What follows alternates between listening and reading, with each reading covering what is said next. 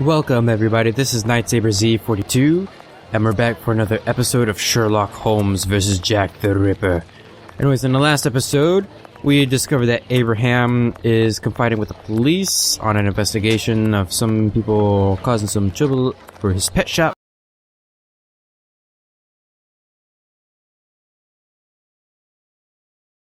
It's in the Jewish place. Okay. Anyways, we're going back to our home. Smoke that pipe. To give you a report on my research, but this case has led me to neglect my patients and my wife more than I care to admit. I've been able to sort things out over the last few days, and now I am ready to pursue this investigation. You don't have to justify yourself, Watson. Whilst I do tolerate you as an observer, and despite your occasional help with more menial tasks, may I remind you that you are by no means an indispensable part of this case. Oh, you tolerate me as an observer, do you? Oh, you're too much, Holmes. Well, Mr. Detective, despite my absence, I have been working on this case, putting my relationship on the line in the process, and I happen to have a confidential letter that only passed from one lord's hand to another. What it contains is extremely serious and concerns Dr. Tumblety and his collection of uteri. Let me see that. My lord, be hereby assured of my entire collaboration in the affair, to which I must reply, no one will be able to cast opprobrium in our institution or ourselves. Our eminent colleagues support our policies, and they won't cooperate with the police as long as the higher interests that we serve aren't menaced. As you mentioned, we must avoid having to explain to the uncultured masses. The American doctor in London did, in fact, contact certain hospitals. His approach was aimed at getting stocks of feminine genitals with each of the research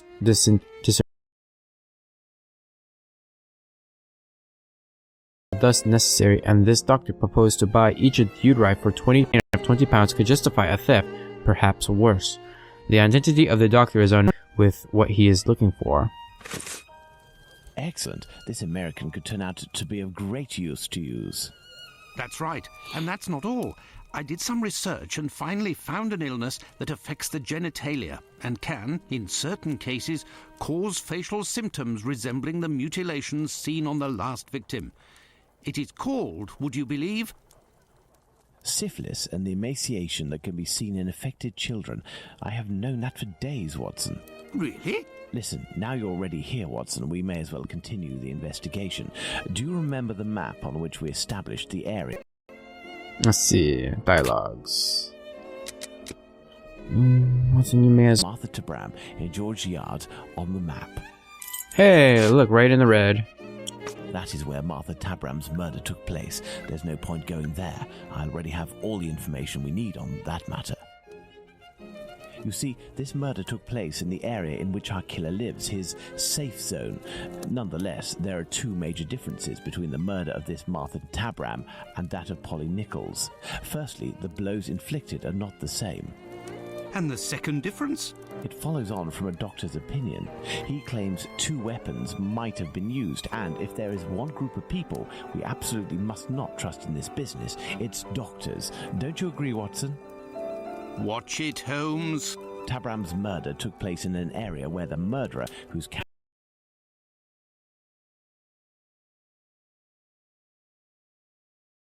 have wanted to go further afield, so the police would not link these two cases. And as for the other murders, seeing the ineffectiveness of his last one, he headed in different directions to kill his victims while still staying in the vicinity and without going any further than necessary, and all the while planning his escape. My dear Watson, we now know what this man looks like, in what area he lives, and that he suffered directly or indirectly from syphilis. Let's not forget the anatomical knowledge he must almost certainly possess. Given his lower-class background, a butcher seems very likely. However, it may be the case that the man was a butcher once, but is no longer. He might also have been a medical assistant. Who knows? That's why we need the testimonies of the other Joseph and Dr. Tumblety in order to be certain operation is futile and can be ruled out. We have nothing to do but wait. Watson, wait, and hope we see one of these two men before the killer strikes again. Oh, wow. At last, a long day's work done.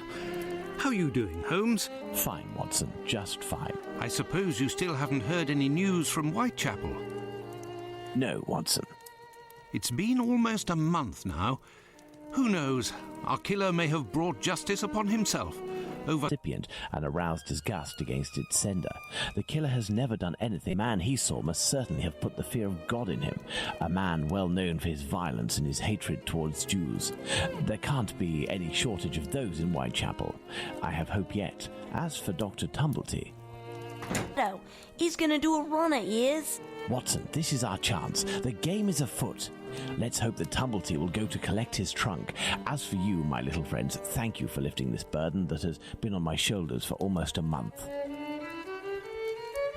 Wow. Whitechapel, let's go to the boarding house. And let's go and meet some Tumblety. He's here. The doctor is here, up in his room. Peeking through my door, I saw him go up the stairs, and I think that he has a pistol. Regarding the trunk, did you do what I told you to?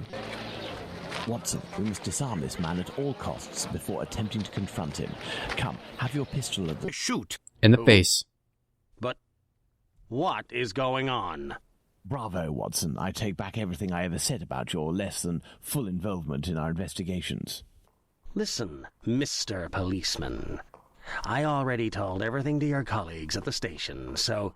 Don't you believe it, sir. We're not with the police. We are here to talk about human organs, an area in which you seem to have a great deal of interest. What? But who are you? We are the ones holding the pistol. Listen, Tumblety, tell us everything you know and you will be spared from the noose or a bullet. Have you tried to get hold of any female genitalia from someone during these past months? So that's it. You English. Listen, as it happens, I do have a collection of female genital organs which I hold dear and never miss the chance to show my friends whatever the occasion. If you knew what I feel when my eyes meet the young men's as they contemplate with astonishment and disgust this soft and flabby skin that they worship and place at the center of all their passions. Women repulse me, gentlemen. They are one of nature's greatest mistakes. Lying, haughty, and most of all, nauseating. No, sirs. Men, mankind, we are not made to soil ourselves with such animals, and it is my task to educate my peers, like the ancient Greeks used to do, and put them on the path to masculine relationships, the only kind worthy of our intelligence. My God, this man has lost his marbles, Holmes. You haven't answered my question. Did you attempt to obtain any female organs?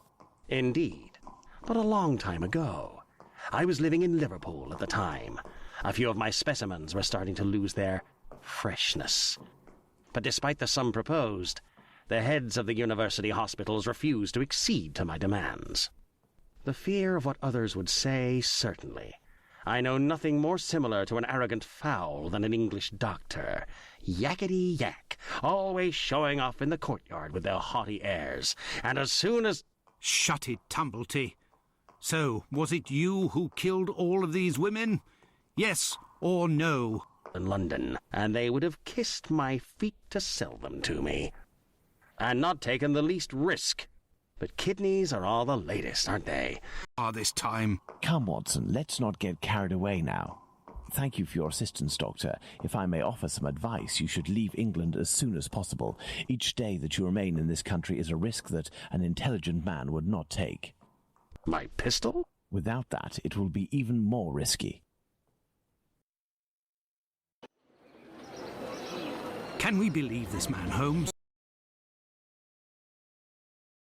Fits, but we can't afford to take the slightest risk. I will ask the Baker Street irregulars to follow him. Listen, lads, when Tumblety leaves here, follow him discreetly and come and tell me as early as possible tomorrow where he is currently residing. Understood?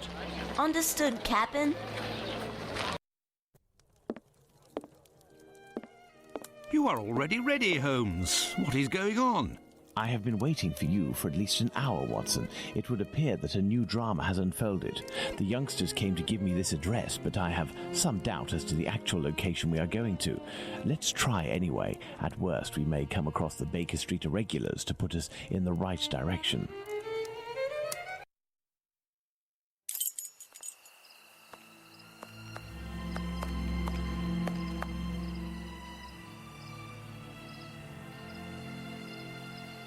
We are lost, Holmes. No, we're not, Watson. We are heading for the very street I'd hoped for, but as I wasn't sure it was this one, I've made a few big detours in order to find the right one. I'll know it when I see the name. Why, of course, Holmes. Why didn't I think of that? The great Sherlock Holmes can't...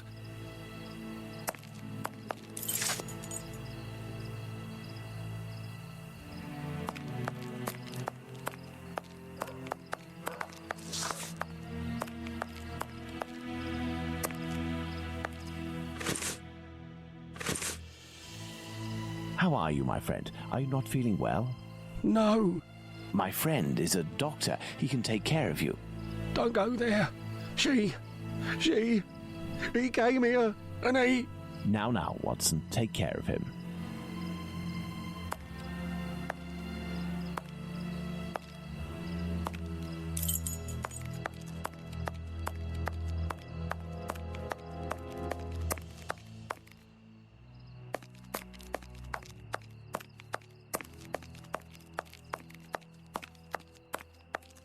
I have no reason to go that way.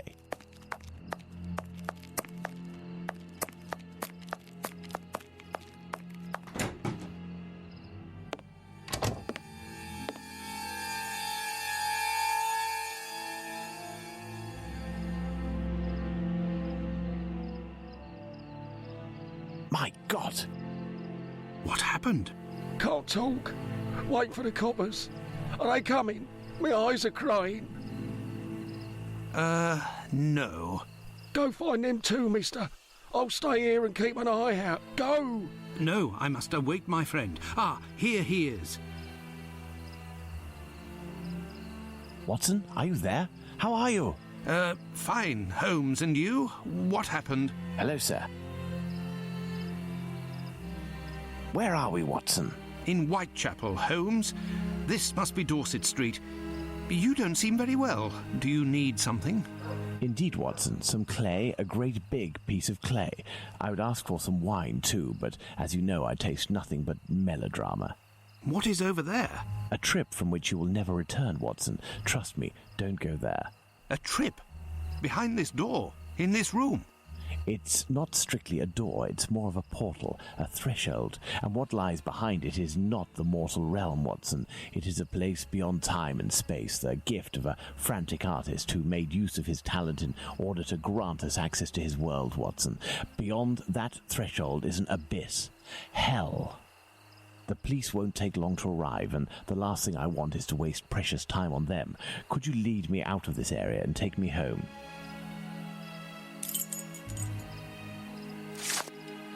I have nothing to ask. I have no reason to go that way.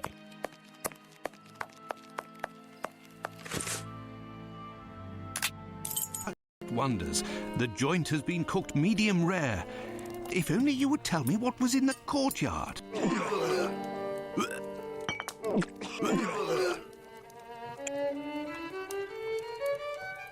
Did I not tell you that I wanted to avoid melodrama? Do you mean to say that... Yes, that's what was in that room. You helped towards the colour. All that's missing is the odour, but I shall let that pass. The mutilations almost all resulted in large removals of flesh. My photographic memory noted them all in great detail, the shape, size and location, and thanks to the softness of this clay and your medical knowledge, I believe we can attempt to determine what is missing from this lady. Don't you think we should wait for the medical examiner's opinion? Surely not, Watson. This massacre has gone on long enough. I can assure you that I will do everything in my power to get our hands on Jack the Ripper before this night is out.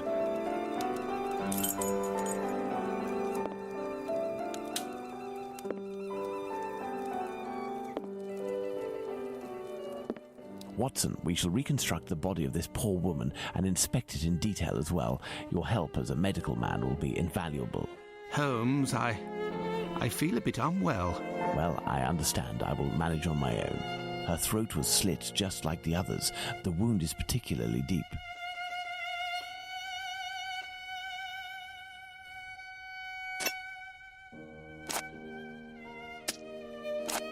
There were incisions in the rib cage, as if to inspect the lungs.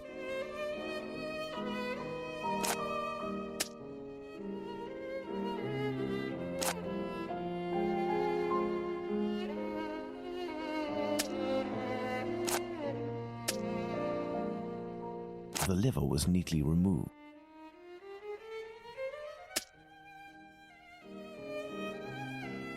The liver was neatly removed.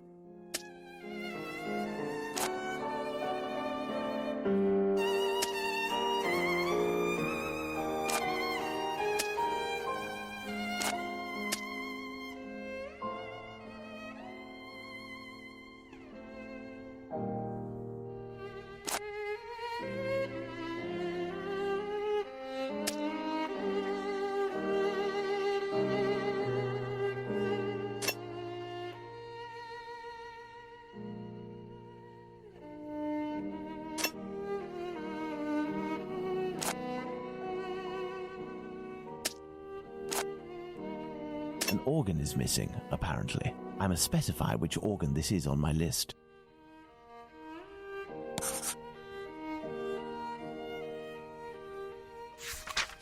There we are, Watson. We have examined everything. The heart is the only thing missing. 2 uteri, a kidney, and now a heart. He had all the time he wanted in which to disfigure her, cut her up like a piece of meat, and yet took nothing but the heart. What do you think of that, Watson? Watson?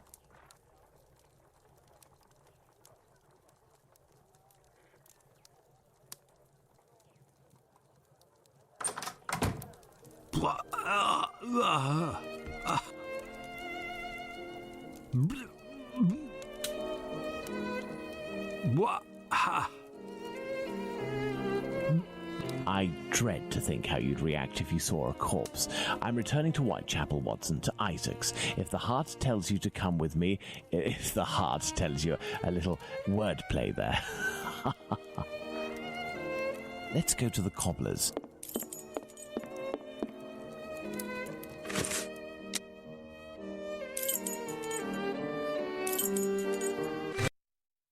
Let's go to the Cobbler's.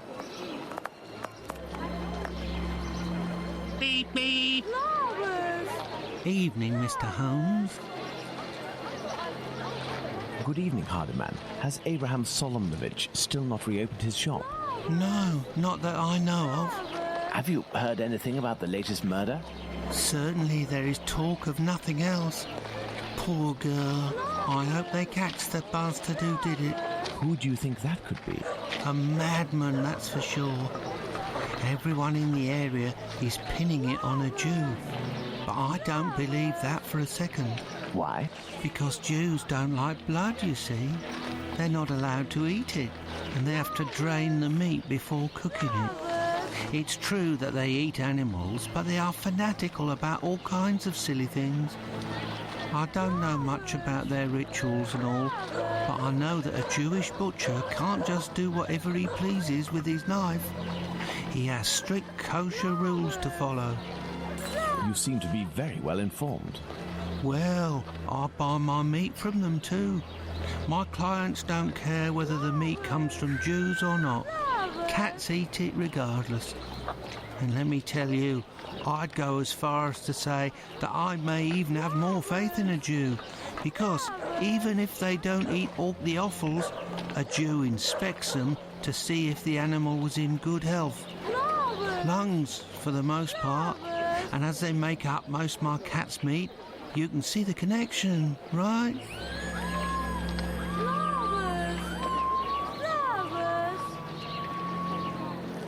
Jews are allowed to eat offals? Oh, yes. They eat calves' kidneys, I think. How big is that? A calf's kidney? Ah, well, that depends if it's fresh or if it's been marinated in brine or cooked. When fresh, are they as big as a human kidney? They would be, yes. You know, Mr. Hardyman, it's lucky for both of us that the murder that took place in your mother's courtyard was only the Whitechapel killer's third. Had it been the first, I wouldn't be thanking you, as I'm doing now, for all of this important information. Goodbye and take care. If you say so. Right, farewell, Mr. Holmes. Let's go to the Cobbler's.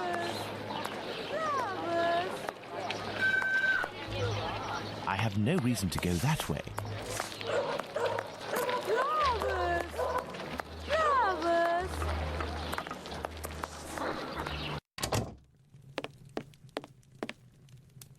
Good evening, Mr. Solomnovich. Evening, Mr. Holmes. If you've come about the business of my cousin, I hate to say... Before you respond to my request, I must ask you to answer this question of the utmost importance. What offals are Jews allowed to eat? Well, the same as...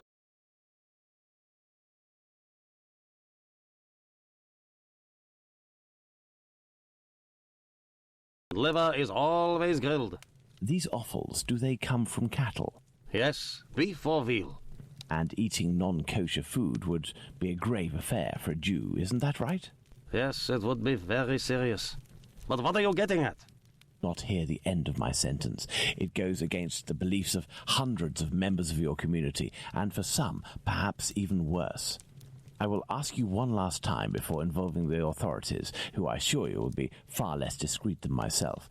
Do you know who the second Joseph is, the Aldgate butcher, who your cousin knows from the Imperial Club?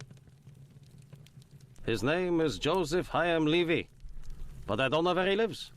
I know nothing about him, other than he's a member of the Imperial Club on... Later, Mr. Solomnovich, later. Let's go to the Imperial Club.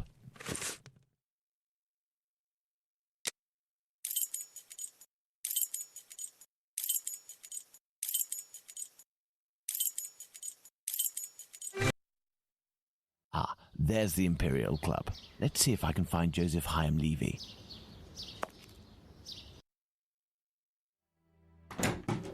Hello, sir. Hello. Can I help you, sir? Indeed, I have an urgent message for Mr. Joseph Levy, the Aldgate butcher. I regret, sir, but Mr. Levy is not at the club at present. You can wait for him if you wish. I thank you. Do you know where I can find him? His home address, perhaps? It is a very urgent matter. I am sorry, sir, but we do not give out information regarding the club members to people outside the group. I understand. I must find a way to enter the Imperial Club without having to go through the entrance hall.